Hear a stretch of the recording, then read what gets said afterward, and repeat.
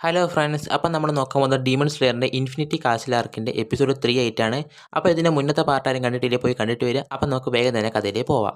എപ്പിസോഡിൻ്റെ opening സീനിൽ തന്നെ കാണിക്കുന്നത് നമ്മുടെ അപ്പർ റാങ്ക് 2 ആയിട്ടുള്ള ഡോമയുടെ ഫ്ലാഷ് ബാക്ക് ആണ്. അതായത് ഡോമ ജനിച്ചപ്പോൾ തന്നെ ഡോമയ്ക്ക് മഴവില്ലിൻ്റെ കണ്ണായിരുന്നു ഉണ്ടായിരുന്നത്.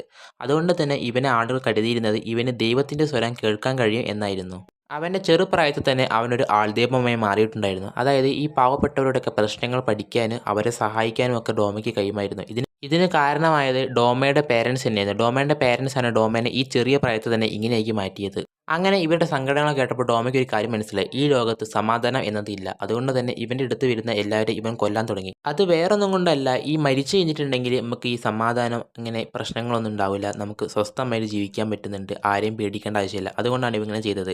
അടുത്ത സീനിൽ കളിക്കുന്നത് നമ്മുടെ ഡോമേനെ ഷിനോബുവിനെയാണ്. ഷിനോബു അവളുടെ 5ാമത്തെ പോയിസൺ ഡോമയുടെ മേൽ പ്രയോഗിച്ചു കഴിഞ്ഞു. പക്ഷേ ഡോമയ്ക്ക് ഒന്നും തന്നെ പറ്റിയിട്ടില്ല. ഈ ഡോമയുടെ ബ്ലഡ് ഡീമൺ ആർട്ട് കൊണ്ടതുകൊണ്ട് തന്നെ ഷിനോബുവിന് തീരെ വയ്യാതെ. പക്ഷേ ഷിനോബു മാക്സിമം ഡോമേനെ അടുത്ത് അറ്റാക്ക് ചെയ്യുന്നുണ്ട്. അവസാനം അവളുടെ എല്ലാ പോയിസണും ഡോമയ്ക്ക് കൊടുക്കുന്നുണ്ട്. പക്ഷേ ഡോമയ്ക്കാകട്ടെ ഒന്നും തന്നെ പറ്റുന്നുണ്ടായില്ല. ഇത് കേട്ടിട്ട് ഡോമ തന്നെ പറയുന്നുണ്ട്, പെണ്ണെ, ഞാൻ കണ്ടതിൽ വെച്ച് ഏറ്റവും സ്പീഡി ആയിട്ടുള്ള ഹാഷിറ നീ തന്നെയാണ് എന്ന് ഡോമ ഷിനോബുവിനെ കുറിച്ച് പറയാണ്. ഇത് പറഞ്ഞ് ഇവൻ തീരുന്നതിന് മുന്നേ തന്നെ ഷിനോബുവിൻ്റെ മേലൊന്നായി ബ്ലഡ് വരികയാണ്. കാരണം ഷിനോബു അറ്റാക്ക് ചെയ്യുന്നതിന് മുന്നേ തന്നെ ഡോമ അവൻ്റെ ഫാൻ യൂസ് ചെയ്ത് ഷിനോബുവിനെ അറ്റാക്ക് ചെയ്തിരുന്നു. ഇതൊക്കെ കണ്ട് ഡോമ പറയാണ്, ഹി നിനക്ക് ചെറിയ ശരീരമായതുകൊണ്ടാണ് എൻ്റെ നെക്കിനെ നിനക്ക് ഫോക്കസ് ചെയ്യാൻ പറ്റാത്തത്. നിനക്ക് ചെറിയ ശരീരമല്ലേ, അതുകൊണ്ട് നിനക്ക് എന്നെ കൊല്ലാൻ സാധിക്കില്ല. എന്ത് ചെയ്യാനാ?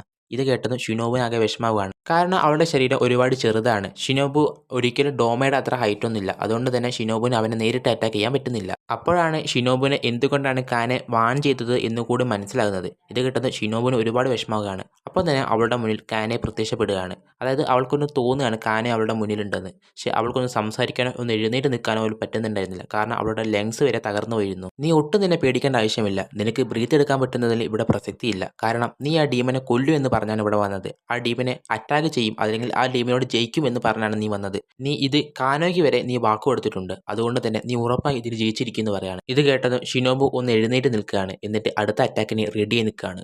ഈശ്വര, ഇവൾ ഇതുവരെ ചത്തിട്ടില്ലേ? ഇവൾ എന്തൊരു ജീവിയാണ്? ഇനി ഇവൾ വല്ല ഡീമനും ആണോ എന്ന് ഡോമ ചോദിക്കുകയാണ്. പെണ്ണെ, നീ എന്തിനാണ് എഴുന്നേറ്റ് നിൽക്കുന്നത്? നിനക്ക് വയ്യ, നിനക്ക് ആകെ വയ്യാതായിട്ടുണ്ട്. നീ എന്നോട് ഫൈറ്റ് ചെയ്താൽ ഇനി നീ ചത്തുപോകത്തേ ഉള്ളൂ എന്ന് പറയാണ്. പക്ഷേ ഷിനോബുവിന് ആകെ വാശി കയറിയിരുന്നു. അപ്പോൾ തന്നെ ഷിനോബു തന്നെ കൊണ്ട് പറ്റാവുന്ന രീതിയിൽ ബർത്തെടുത്തിട്ട് breath of insect butterfly dance വെച്ചിട്ട് ഷിനോബു ഡോമേനെ പറ്റാവുന്ന രീതിയിൽ അറ്റാക്ക് ചെയ്യാണ്. അതിൽ ഡോമയ്ക്ക് പോലും അവളുടെ മൂവ്മെൻറ്റ്സിനെ ട്രാക്ക് ചെയ്യാൻ പറ്റുന്നുണ്ടായിരുന്നില്ല. ഷിനോബു നേരെ പറന്നുകൊണ്ട് സീലിംഗ് കൂടെ വന്നിട്ട് ഡോമേൻ്റെ തലയ്ക്ക് തന്നെ വന്ന് കുത്തി ഇറക്കുകയാണ്. അതോടെ ഈ എപ്പിസോഡ് ഇവിടെ തീരെയാണ്. ഇനി എന്തായിരിക്കും നടക്കാൻ പോകുന്നത്? ഇനി ഡോമ എന്തായിരിക്കും ഷിനോബുവിന് ചെയ്യാൻ പോകുന്നത്? നമുക്ക് നോക്കാം അടുത്ത എപ്പിസോഡായിട്ട്. അപ്പോൾ അടുത്ത എപ്പിസോഡായിട്ട് വെയിറ്റ് ചെയ്യുക. അടുത്ത എപ്പിസോഡ് എത്രയും പെട്ടെന്ന് ഇരുന്നതായിരിക്കും. അതുവരെ ബൈ.